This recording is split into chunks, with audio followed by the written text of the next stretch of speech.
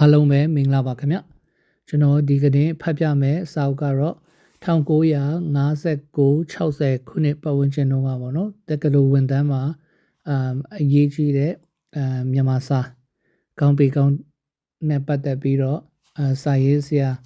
ကြီးဦးအေးမောင်ရေးထားတဲ့စာအုပ်ကိုကျွန်တော်အဖေရဲ့စာအုပ်စဉ်ကိုဖွာပြီးတော့ပေါ့နော်ကျွန်တော်ဖတ်ခဲ့မိတယ်ဖတ်တဲ့အခါမှာလည်းအခုခေတ်လူငယ်တွေအတွက်ဘယ်တော့မှမယိုးမဲ့အချက်တွေပါပြီးတော့အမြဲတမ်းgreen terms ပြနေမဲ့ဆိုဆုံးမမှုတွေပေါ့နော်နောင်လာနောက်သားတွေကျွန်တော်တို့ကိုယ်တိုင်လည်း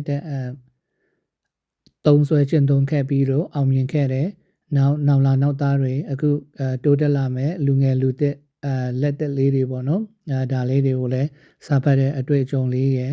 နောက်သူတို့ရဲ့အနာဂတ်လမ်းတစ်လျှောက်မှာအမှားအယွင်းမရှိဘဲနဲ့လူမှုဆက်ဆံရေးပတ်ဝန်းကျင်မှာအောင်မြင်ဖို့နီလန်းကောင်းလေးတွေကျွန်တော်ဖတ်ထားတဲ့စာအုပ်တွေထက်နည်းနည်းပြန်မျှပေးပါမယ်နော်ကျွန်တော်ဒီနေ့ဖတ်ပြမယ်ခေါင်းစဉ်ကတော့မိမိကိုလူကြိုက်များအောင်ပြုလုပ်နည်း6နည်းကျွန်တော်ပြောပြပေးသွားမှာဖြစ်ပါတယ်နော်လူမှုပတ်ဝန်းကျင်မှာတော့လူတကာနဲ့ပေါင်းတင်ဆက်ဆံတတ်ဖို့လိုအပ်သလိုဝန်ဆန့်ဖို့လည်းလိုအပ်ပါတယ်ခင်ဗျအခြားလူများအပေါ်တွင်အဟုတ်အဟတ်တေချာစိတ်ဝင်စားမှုပြတာပါတဲ့နော်ကဲလူတို့ရဲ့ဓမ္မတာမှာ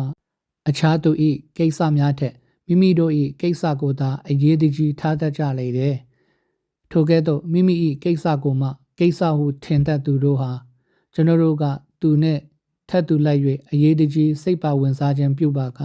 ထိုသူသည်ကျွန်တော်တို့အားစိတ်ဝင်စားရမည်သာဖြစ်ပေသည်တဲ့ခွေးကလေးဟာသခင်ရဲ့ကိစ္စကိုလေးလေးမြတ်မြတ်စိတ်ဝင်စားတဲ့အတွက်ထိုခွေးကိုသခင်များကချစ်ခင်ကြခြင်းဖြစ်ပေတယ်လူလောကမှာလည်းကိုလိုအင်ဆန္ဒကိုတစ်ဖက်သားစိတ်ဝင်စားလာအောင်နှစ်တိုင်စူးစမ်းခြင်းတဲ့တစ်ဖက်သားဤလိုအင်ဆန္ဒကိုနှစ်လမြအဟုတ်အဟတ်စိတ်ဝင်စားခြင်းကမိတ်ဆွေပို၍များပြားစေပါသည်တဲ့ဘဝကိုသုံးသပ်နည်းခေါ်စာအုပ်တွင်တသက်တာ၌ကိုယ်တိုင်ဒုက္ခအများဆုံးတွေ့ရ၍အခြားသူတို့ကိုလည်းဒုက္ခအများဆုံးပေးသောသူဟာတစ်ဖက်သားတို့၏ကိစ္စ၌စိတ်မဝင်စားသောသူသာဖြစ်သည်ဟုရေးထားလေတယ်သမရကြီးတီယိုရိုးစဘက်ဟာကပ်ပလီအစီခံ၏ဇနီးဖြစ်သူကဘော့စ်ဝိုက်ခေါ်ငုံငဲ့အကြောင်းကိုမေးတဲ့အခါငဲ့ဤပုံသဏ္ဍာန်နှင့်တကွအပြည့်အစုံပြောပြသည့်အပြင်ရက်အနှဲငယ်အကြာတွင်ထုံငုံငဲ့ကလေးဟာအစေခံ၏အိမ်ပရင်းပေါက်၌နားနေသဖြင့်ထွက်ရွက်ကြည့်ပါကမြင်နိုင်ကြောင်းကိုတယ်လီဖုန်းနှင့်ထပ်မံ၍ပြောပြသည်တဲ့ဒါကြောင့် Roosevelt အားအော်လောက်အောင်လူချစ်လူခင်ပေါ်များခြင်းဖြစ်ပေသည်အဲ့ဒီမှာတစ်ချက်နော်ကပလီလို့သုံးနှုံသွားတာကြတော့သူတို့စာရေးဆရာတို့ခေတ်က1959-60ပတ်ဝန်းကျင်အဆိုတော့ကပလီလို့သုံးနှုံထားသေးတာပေါ့နော်ခုခေတ်မှာကြတော့လူဖြူလူမဲပြဿနာတွေပြေလည်အောင်ရှင်းပေးနိုင်ပြီဖြစ်တဲ့အတွက်ဒီလိုစကားအသုံးနှုံးကတော့ရှောင်ကြပြီပေါ့နော်ကဲဆက်ဖတ်ရအောင်ထို့အပြင်လဲကဘာစစ်ကြီးအတွင်းကကိုင်စာဘရင်ဟာလူအများရဲ့မုန်းတီးခြင်းခံရတဲ့အပြင်တိုင်းသူပြည်သားများကတပုံထတဲ့ပြက်ဟော်လန်ပြည်ကိုထွက်ပြေးခဲ့ရပါသည်ဟော်လန်ဆိုတာခုခေတ်ကနယ်သာလန်ပေါ့နော်ထို့သို့လူအများကမုန်းတီးနေစဉ်သူငယ်ကလေးတယောက်ထံမှအခြားသူများကဘီရင်မင်းမြတ်အပေါ်တွင်မိခဲ့သို့စိတ်တဘောထားကြတော့လဲကျွန်တော်ကမူဧကရက်မင်းမြတ်ဟူသောတဘောထားမိဖြစ်ကြောင်းရေးသားလိုက်လေသည်တဲ့ကလေးတယောက်ရဲ့စာကိုသူလက်ခံရရှိတယ်ထိုစာသည်ကိုင်စာဘရင်၏အသေးတွင်ဆွဲရွက်သွားသောကြောင့်ကလေးလေးအားဖိတ်ကြားလိုက်သည်မကြာမီကလေးလေး၏မိခင်နဲ့လည်းလက်ထပ်လိုက်လေသည်တဲ့ကောင်းရောမတိုင်းသားလင်္ကာဆရာကြီးပဘလီလီယက်ဆိုင်ရပ်ဆိုသူကအခြားသူများတို့သည်ကျွန်တော်တို့အပေါ်တွင်စိတ်ဝင်စားသောအခါသာထိုသူများအပေါ်တွင်လည်းကျွန်တော်တို့လည်းစိတ်ဝင်စားကြလေသည်ဟုမိန့်ကြားခဲ့တယ်နော်ဒါအတွက်မိတ်ဆွေပေါ်များလိုသောသူများဟာကုံအယောင်းအဝယ်တွင်တွင်ကျဲစေလိုသောသူများတို့ဟာမိမိတို့ရဲ့ကိုကျိုးကိုမကြည့်ပဲအချိန်ကုန်အပင်ပန်းခံ၍ အခြားသူများ၏ကိစ္စများကိုလည်းစိတ်အားထက်သန်စွာအစွမ်းကုန်ဆောင်ရွက်ပေးရမယ်နော်နောက်တစ်ချက်ကတော့တွေ့လင်တွေ့ချင်းမေတ္တာရှိစေသောနီလန်းဖြစ်တဲ့အပြုံးပေါ့နော်လူတိုင်းအပြုံးကိုစီဆောင်ရမယ်အကြောင်းဖတ်ပြမယ်နော်တယောက်နဲ့တယောက်တွေ့လင်ပြုံးလိုက်ခြင်းသည်မြင်ရသူ၏စိတ်နှလုံးတွင်ချမ်းမြေ့၍တည်တာလကိုကြည်ရပြီးတကယ်တော့ရှိစေသည်တဲ့တို့တော့မပြုံးချင်ပြုံးချင်တဲ့ပြုံးတော့အပြုံးမျိုးမချိပြုံးအပြုံးမျိုးကိုမဆိုလိုဘူးနော်စိတ်ထဲမှာလိုက်လဲအပြုံးမျိုးကိုသာဖြစ်စေရမယ်တဲ့ချစ်စပွဲကောင်းအောင်ပြုံးတတ်သောမိန်းကလေးတဦးကိုရလျင်10တန်းမအောင်ချင်နေပါစေမျက်နှာသေးကြီးနဲ့နေတဲ့ပါရဂူပွဲရသူထက်ဒီမိန်းကလေးကပို့ပြီးဈေးရောက်တဲ့နေရာမှာအဖိုးတန်မှာပဲဆိုပြီးတော့နယူးယောက်မြို့မှာရှိတဲ့ကုန်တိုက်ကြီးတခုရဲ့မန်နေဂျာတခုကပြောခဲ့တယ်လို့ဒီစာမှာရေးထားပါတယ်နော်တရုတ်စကုံပုံကလည်းပြုံးရွှင်သည့်မျက်နှာမရှိသူတွေဈေးမရောင်းရဟုတော့ဆိုခဲ့ပြန်လေသည်အချို့မှာသူတစ်ပါးနဲ့ဆက်သွယ်ရာတွင်ရီပြုံးမလုပ်ပဲတီကြီးဆက်ဆံသောကြောင့်အလုတ်လောက်ရာတွင်အောင်မြင်မှုနည်းပါးကြောင်းကိုတွေ့ရှိရလေသည်တဲ့ပြုံးချင်းဖြင့်အောင်မြင်သောတာရကတစ်ခုမှာနယူးယောက်မြို့တွင်ဝယ်ဆက်ကိုအယောင်းဝယ်အလုပ်ကိုအကြီးအကျယ်လုပ်သော William B. Steinhardt ဆိုသူတဦးရှိခဲ့တယ်သူဟာအလုပ်သမားများကိုလည်းပြုံးပြီးမဆက်ဆံယုံမကအိမ်ထောင်ရှင်ဇနီးကိုပါ18နှစ်အတွင်းပြုံး၍စကားပြောခဲ့သူဖြစ်လေတယ်တဲ့ကာနဂျီ၏အကြံပေးချက်အရဇနီးဖြစ်သူကိုပြုံး၍နှုတ်ဆက်လိုက်တဲ့အခါမှာတော့မပြုံးစဘူးပြုံးသဖြင့်ဇနီးဖြစ်သူလမ်းရွေသွားသည်တဲ့ sorry အဲ့ဒီနောက်မှာတော့တဲ့အလုတ်သမားအားလုံးကိုလည်းပြုံးရွှင်နဲ့သူကဆက်ဆံသွားလေတော့တယ်တဲ့နော်ကိုလင်သားတယောက်က18နှစ်လုံးမပြုံးမတချက်မှကိုယ်ပြန်ပြုံးပြရင်တော့အားလုံးကတော့လက်ပါပဲပေါ့နော်ကဲထားပါတော့အစားဆက်ပတ်မယ်ဤကဲ့သို့ပြုတ်လို့တဲ့ဖြင့်အလုတ်သမားတို့မှာတိုး၍အလုတ်လောက်လာကြလေတယ်တရားလျင်69ယောက်ခန့်ပျက်စီးတတ်သောငွေရောင်းဝယ်ငွေဝယ်လုပ်ငန်းများမှာလည်းတဖြည်းဖြည်းသူ့ရဲ့အပြုတ်အမူများကြောင့်တိုးတက်လာလေသည်တဲ့အချို့အပြုံးအကျစ်မရှိသောသူများမှာအခက်အခဲများတွေ့ကောင်းတွေ့ကြပေလိမ့်မယ်ဒါပေမဲ့လက်ဖြောက်တီးခြင်းတခြင်းဆိုခြင်းလေချွန်ခြင်းပါဇက်ဆိုင်တီးမှုတ်ခြင်းတို့ဖြင့်စတင်လေ့ကျင့်ပါကမကြာမီအပြုံးကောင်းသောလူတစ်ယောက်ဖြစ်လာနိုင်ပေသည်တဲ့အပြုံးကိုမနဲ့သက်သောသူဟု၍လောကမှာမရှိချေဘူးပြုံးရခြင်းဟာမောနေသူကိုပင်အမောပြေစေသည်တာမကဒေါသဖြစ်သူကိုလည်းဒေါသပြေစေပါတယ်နော်ဝမ်းနေသူကိုလည်းဝမ်းသာ၍လာစေတယ်လက်တစ်ပြက်အတွင်းပြုံးလိုက်သောအပြုံးကိုပင်တက်လုံးမမေ့အောင်အသေးဆွဲတတ်သွားလေတယ်တဲ့ဒါကြောင့်တွေ့လင်တွေ့ချင်းမေတ္တာရှိစေသောနီလန်းတစ်ခုမှာစင်းရဲချမ်းသာမရွေးပြုံးခွင့်ရှိသောအပြုံးအဖိုးအခမကုံမကြရပဲပြုံးရသောအပြုံးကိုအမြဲပြုလုပ်သင့်ပေသည်တဲ့နော်ကဲနောက်တစ်ချက်ကတော့အတာယာဆုံးအတန်ဖြင့်နာမင်ကိုခေါ်ပါတဲ့နော်လူတို့သည်မိမိနာမင်ကိုအလွန်ဂုဏ်ယူကြသည်ယခုအခါကုသိုလ်ဖြစ်အဆောက်အအုံများတွင်ကုသိုလ်ရှင်တို့၏နာမည်များကိုကပီးထိုး၍ထားဒီမှာလဲအလူရှင်တို့ကိုပို၍နှစ်သိမ့်ကျဉ်တ်စေသောကြောင့်ဖြစ်ပါသည်တဲ့လောကတွင်သူသည့်အတာယာဆုံးသောအတန်ဟာ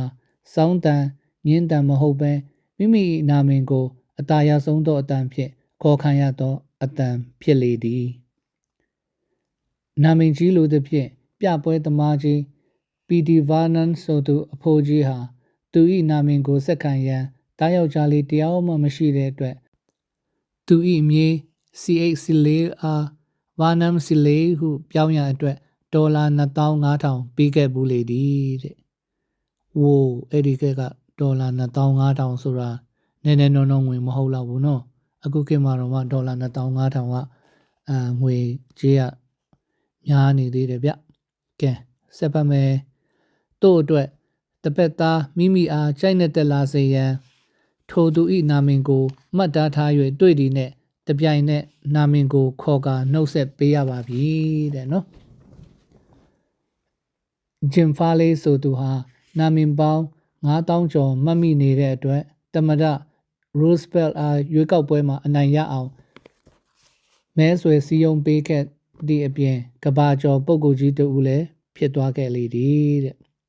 ထိုနေ့သူနိုင်ငံရေးသမားတွင်လည်းမိမိတို့မဲဆန္ဒရှင်များ၏နာမည်ကိုမေ့ခြင်းဟာလည်းနိုင်ငံရေးကြဆုံးသောအချက်ပင်ဖြစ်လေသည်တဲ့နာမည်မှတ်နည်းမှာလည်းမခဲရင်ပါဘူး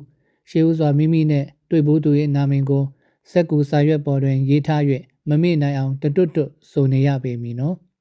အသေးချာမှတ်မိသောအခါမှထိုနာမည်ကိုဖျောက်ပြက်လိုက်ရမည်တဲ့နော်ဒါလည်းအကြံကောင်းတစ်ခုပါပဲဗျကျွန်တော်ဆိုရင်လူကြီးလူကောင်းနေပါတီပွဲတက်တဲ့အခါမှာလဲ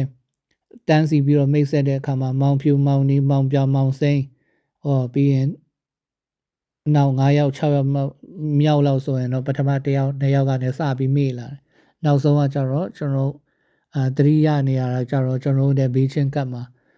နောက်ဆုံးအမီလောက်ပဲကျွန်တော်တတိယတတ်တယ်နော်ဒါလည်းတတိထားရမယ်အချက်ဖြစ်ပါတယ်ကဲစာဆက်ပတ်မယ်လူတယောက်ဤနာမည်ကိုတည်ထားပြီးရင်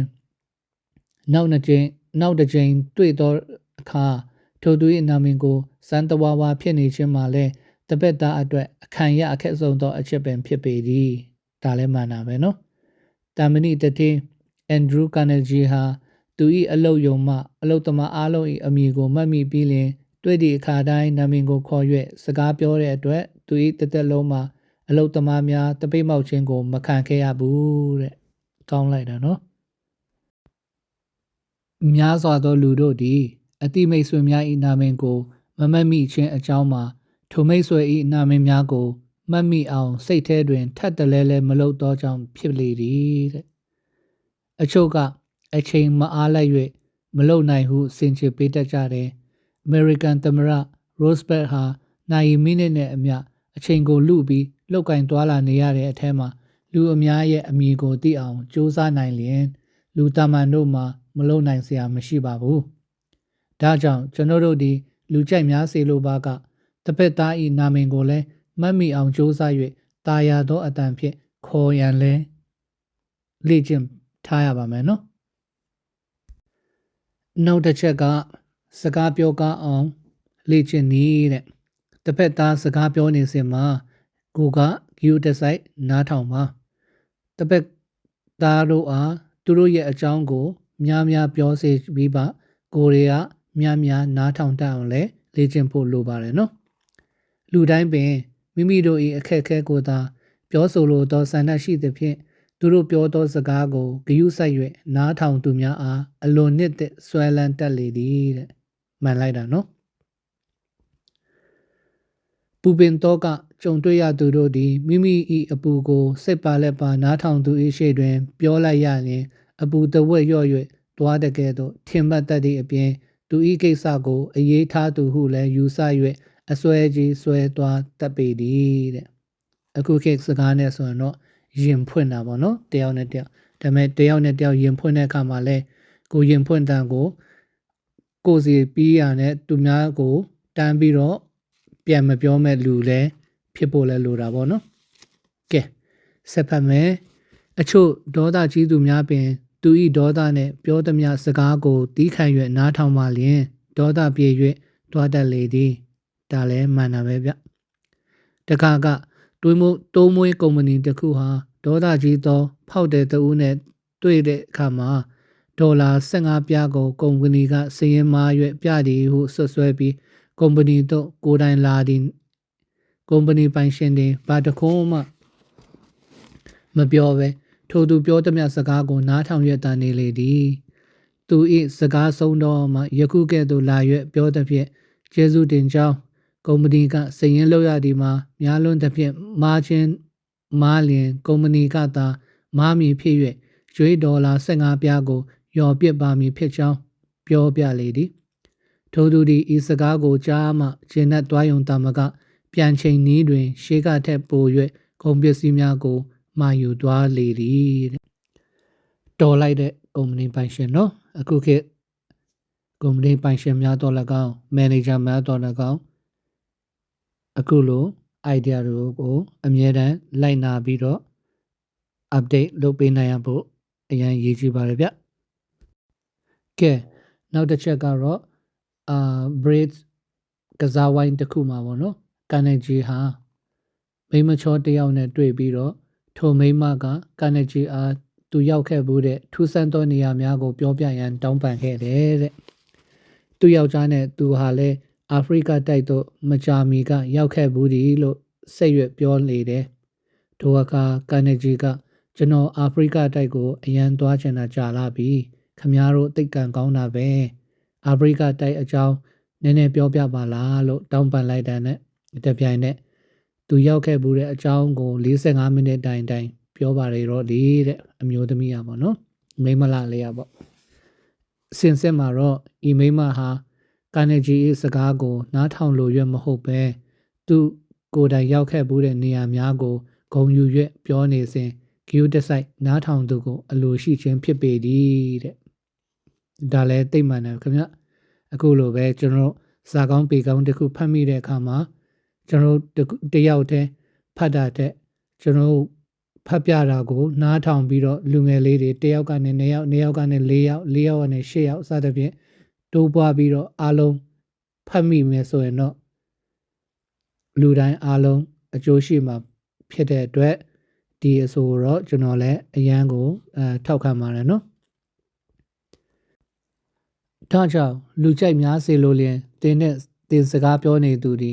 သူဤလူအင်ဆန္ဒသူ့အခက်အခဲများကိုသာကြည့်၍ပြောတတ်ကြောင်းသတိပြုပါတဲ့တစ်ဖက်သားစကားပြောလျင်ကြားဖြတ်၍မပြောပါနဲ့တဲ့သူ့စကားကိုဂယုတစိုက်နားထောင်ပြီးသူ့အကြောင်းကိုအကုန်အစင်ပြောနိုင်အောင်အားပေးပါလမ်းခင်းပေးပါတင့်အားစကားပြောကောင်းသူဟုသူကမကြမီချီးမွမ်းပါလိမ့်မည်တဲ့နော်တိတ်ကောင်းတဲ့အကြံပေးချက်ဖြစ်ပါတယ်ကဲနောက်တစ်ချက်ကတော့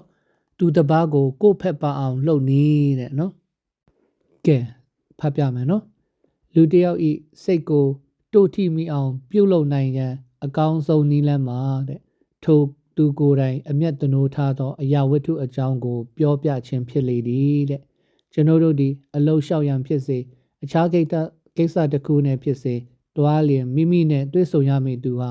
မြည်သည့်အရာတွင်စိတ်ဝင်စားဆုံးဖြစ်သည်ကိုသိအောင်ရှေးဥစွာစုံစမ်းရပေမည်ပြီးမှတွားရောက်တွေ့ဆုံသင့်ပေသည်တဲ့နော်ယဉ်ကျေးသောသူတို့ဟာသူတစ်ပါးကြိုက်တဲ့အောင်၎င်းတို့ဝါသနာပါသောကိစ္စဖက်မှနေ၍စိတ်ပါလက်ပါပြောဆိုလျက်ရှိကြပါသည်ဒါပေမဲ့မဟုတ်မမှန်လိန်ညာ၍ပြောခြင်းကရုပ်မာသောအမှုပင်ဖြစ်ပေသည်တဲ့စကားပြောသည့်အခါတယောက်နဲ့တယောက်ခက်ရန်ဖြစ်ခြင်းဒေါသဖြစ်ခြင်းတို့မှာတယောက်၏ဆန္ဒကိုတယောက်ကမသိသောကြောင့်ဖြစ်လေသည်ကလေးများသည်စားတော့ပွဲရာပုံဝတ္ထုနှင့်ကစားစရာများကိုအလွန်နဲ့တက်ကြသောကြောင့်မုံပေးသူပုံဝတ္ထုပြောသူအယုတ်ကလေးများဝယ်ပေးသူတို့ကိုသာအလွန်ချစ်တတ်ပေသည်တဲ့နယူးယောက်မြို့မှပေါင်မုတ်ဆိုင်ပိုင်ရှင်တို့ကဟိုတယ်တစ်ခုသို့ပေါင်မုတ်သွင်းနိုင်ရန်၄နှစ်စ조사တော်လဲအခွင့်အရေးမရခဲ့ပါဘူးနောက်မှဟိုတယ်မန်နေဂျာဟာဟိုတယ်ပိုင်ရှင်များအသင်းကိုအလွန်စိတ်ဝင်စားပြီးလျှင်ဥက္ကဋ္ဌအဖြစ်နဲ့လည်းဆောင်ရွက်နေကြောင်းသိရှိရပါတယ်ဒါကြောင့်နောက်တစ်ကြိမ်တွေ့တဲ့အခါမှာဟိုတယ်ပိုင်ရှင်များအသင်းအကြောင်းကိုသာပြောသဖြင့်မကြာမီပေါင်မုတ်သွင်းလိုသောကိစ္စတွေအလွယ်တကူနဲ့အောင်မြင်သွားလေသည်တဲ့တော်တော်ကောင်းတဲ့အကြံပေးချက်ဖြစ်ပါတယ်ခင်ဗျထိုနည်းအတူကာလန်ဒေတန်ဟူသောစကားအရကာလဒေတာကိုလိုက်၍စကားပြောရသည်တငါအလုတ်ဖြင့်အသက်မွေးသောသူအားပါဏာတိပါဒအကြောင်းကိုပြောပြပါကလူချင်းအစင်မပြေပဲရန်သူပြင်ဖြစ်လာတတ်သည်တဲ့ Professor William Lee Hornbeck ရှစ်နှစ်သားအရွယ်လောက်ကအသက်40ခန့်ရှိရှေ့နေကြီးတယောက်သည် Leon Fett နဲ့စကားပြောရာတွင်ရှေ့နေအလုံးနဲ့အနှဲငယ်များမပတ်သက်သောလေအကြောင်းကိုတိုက်မြတ်စွာပြောပြသဖြင့် Leon Fett မှာရှေ့နေကြီးအားဆွဲရွက်ကြံရက်ခဲ့လေသည်တဲ့ထိုရှေ့နေကြီးပြန်သွားပြီးမှအတော်ဖြစ်သူအားမေးကြည့်ရာ Leon Fett သည်လေကိုအထူးဝါဒနာပါမှန်းသူသည့်သဖြင့်လေအကြောင်းကိုပြောသွားခြင်းဖြစ်ကြောင်းသိရလေသည်တဲ့ထို့ကြောင့်ကျွန်တော်တို့သည်လူတစ်ဖက်သားအားမိမိဖက်သို့ပါစေလိုရန်တစ်ဖက်သားစိတ်ဝင်စားသည့်ကိစ္စမှနေ၍ဆွဲဆောင်ပြောဆိုကြရပါမယ်နော်ကဲအရေးကြီးတဲ့နောက်ဆုံးအချက်ကတော့ လူတယောက်ကိုတွေ့လျင်တွေ့ချင်းသဘောကျစေသောနီလန်းဖြစ်ပါတယ်နော်တစ်ဖက်သားအားသူကိုယ်သူအထင်ကြီးအောင်စိတ်ရောကိုယ်ပါကိုယ်ကပံ့ပိုးပြီးပြုလုပ်ပေးဖို့ပဲလိုပါတယ်နော်လူတကိုယ်မှာထင်သလုံးရှိဒီမှာဓမ္မတာဖြစ်လေသည်အဘယ်ကြောင့်ဆိုသောမိမိကိုယ်ကိုအထင်ကြီးလိုသောစိတ်သည်လူတို့တွင်အပြင်းပြဆုံးသောဆန္ဒဖြစ်သောကြောင့်ဖြစ်တယ်တဲ့လူတစ်မျိုးသည်အခြားတစ်မျိုးထက်မြင့်မြတ်သည်ဟုထင်ကြတယ်တိုင်းပြည်တစ်ပြည်ကလည်းအခြားတိုင်းပြည်ထက်ကိုယ်တိုင်းပြည်ဟာပိုမိုမြင့်မြတ်သည်လို့ထင်ပေသည်အမှန်မှာကျွန်တော်တို့နဲ့တွေ့သမျှသောလူတိုင်းသည်သူ့ကိုယ်သူတနည်းနည်းအားဖြင့်အထင်ကြီးလျက်ရှိကြသူများသာဖြစ်ကြပါသည်ဒါကြောင့်ထိုသူကိုကိုယ့်ဘက်သို့ပါအောင်ဆွဲဆောင်လိုပါကသူဤအထင်ကြီးခြင်းကိုစိတ်ရောကိုယ်ပါဖြည့်စွက်ပေးဖို့လိုအပ်ပါသည်တခါကကာနေဂျီ၏တင်တန်းတွင်လာပြီးတက်နေသောရှစ်နေကြီးတဦးဟာသူ့မိမ၏အတော်ကြီးထံသို့တွားရွက်လဲပတ်ခဲ့တယ်ရောက်တဲ့အခါမှာအင်ကြီး၏လှပကြောင်းခိုင်ခန့်ကြောင်းကျယ်ဝန်းကြောင်းယခုလူများသည်ဤအင်ကြီးမျိုးကိုမဆောက်တတ်ကြောင်းစသဖြင့်ပြောပြလေသည်အတော်ကြီးမှလည်းအလွန်ဝမ်းသာပီတိဖြစ်လျက်ဤအင်ကြီးကိုသူ့ယောက်ျားနဲ့နှစ်ပေါင်းအတော်ကြာဆောက်လုပ်ခဲ့ရကြောင်းပြောပြီးအိမ်တွင်းအိမ်ပြင်ကိုအသေးစိတ်လိုက်ပြလေတော့သည်တဲ့အဲ့ဒီနောက်မှာတော့ pick-up ကားတစ်စီးကိုလည်းရှေ့နေကြီးရဲ့အပြန်မှာလက်ဆောင်အဖြစ်ပေးလိုက်လေတော့သည်တဲ့အကယ်၍အိမ်ထောင်ရှင်ယောက်ျားတစ်ယောက်သည်နေ့စဉ်ဟင်းကောင်းထမင်းစားလိုပါကဇနီးဖြစ်သူစီမံချက်ပြုတ်ပုံကိုလည်းမြည်သည့်အခါမျှအပြစ်မရှာရမပြောရပါအိမ်တွင်းမှုစီမံပုံကိုအမြဲတမ်းချီးကျူးပေးရပါမည်တဲ့နော်ပြည်သူ့ရှနိုင်ရေးဝင်ကြီးဒီခရီလီကလည်းလူတစ်ယောက်အားသူ၏အကြောင်းကိုသာရှောက်ရွက်ပြောလျင်ထိုသူသည်နိုင်ရပေါင်းများစွာမငြင်းငွေပဲအကောင်အဆိုးကိုနားထောင်လိုက်မည်လို့ပြောခဲ့ပူပါတယ်ဤကဲ့သို့မိမိကိုယ်ကိုအထင်ကြီးနေသူအားမိမိကလည်းစိတ်ရောကိုယ်ပါပံ့ပိုးပြုလုပ်ပေးနိုင်ပါကထိုသူသည်မိမိဘက်သို့ပါလာရချေမည်သို့တော်လည်းလူတချို့သည်မိမိတွင်ပညာဆို၍တရွေးသားများမရှိဘဲလျက်သွေးကြီးနေဒီမှာလဲအလွန်မားသောအချက်ပင်ဖြစ်ပေသည်ဒါကြောင့်ကျွန်တော်တို့သည်တစ်ဖက်သားကတွေ့လျင်တွေ့ချင်းသဘောကျစေလိုပါလျင်သူ့ကိုယ်သူအထင်ကြီးအောင်ကိုကပံ့ပိုးပြီးပြုလုပ်ပေးကြရပါမယ်တဲ့နော်ကဲချစ်မိတ်ဆွေတို့ရဲ့